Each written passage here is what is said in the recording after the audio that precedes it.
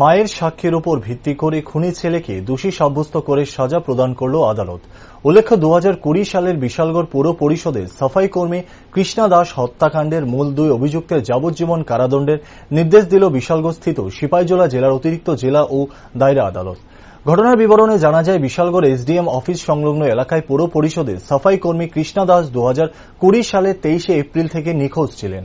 পরিবারের লোকেরা বহু খোঁজাখুঁজি করেও তার কোনো হদিশ পাননি। পরে 27 এপ্রিল এলাকাবাসীরা কৃষ্ণা দাসের বাড়ির পাশে পরিত্যক্ত একটি জলের কূপে তার পচা গলা মৃতদেহ উদ্ধার করে। প্রথমে স্থানীয়রা সন্দেহবশত মৃতার প্রতিবেশী গোপাল দাসের পুত্র সুমন দাসকে আটক করে উত্তম মধ্যম দিলে সে কৃষ্ণা দাসের হত্যার ঘটনাটি স্বীকার করে। পরে তার সহযোগী উত্তর চরিলামের রাখাল দাসের ছেলে চন্দন দাসের নামও উঠে আসে, উভয়ের ঘটনার সত্যতা স্বীকার করে।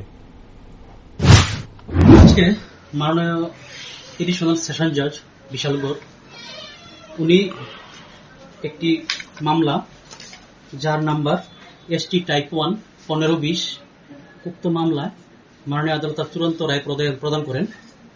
উক্ত মামলা অভিযোগ ছিল একজন সুমিত্রা দাস, ওয়াইফ অফ সুজিত দাস, গোকুলনগর নিবাসী, গত 27/4/2020 তারিখে বিশালগড় থানায় একটি লিখিত অভিযোগ করেন যে উনার কোন থানায়?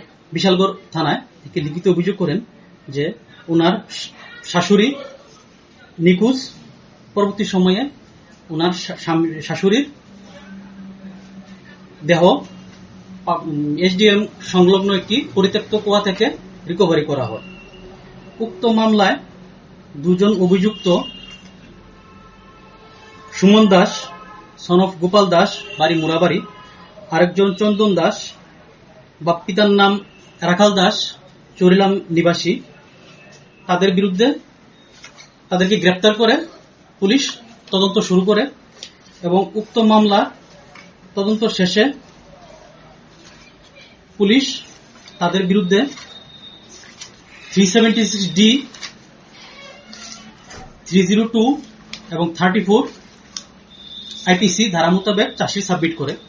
উক্ত মামলার অভিযোগ ছিল যে আসামিরা ভিকটিমকে প্রথমে ধর্ষণ করে, তারপরে তাকে হত্যা করে এবং তথ্য প্রমাণ লোপাট করার জন্য একটি পরিত্যক্ত কুয়ায় দেহ নিয়ে ফেলে রাখে।